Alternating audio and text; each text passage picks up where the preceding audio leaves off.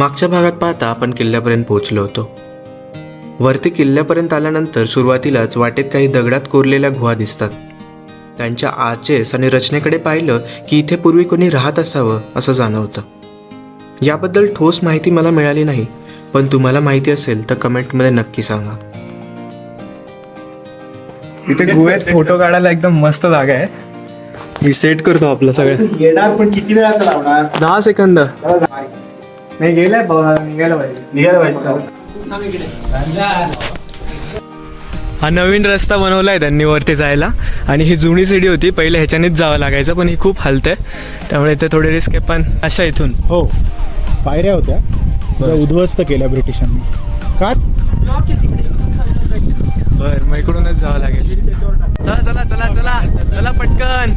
एकंदर खूप सोपी सीडी आहे, आणि जाणं काही अवघड नाही या सीडीवरनं. पाणी पडतंय ते वरतून. बघा ते खूप पाणी आहे, खूपच पाणी पडतंय.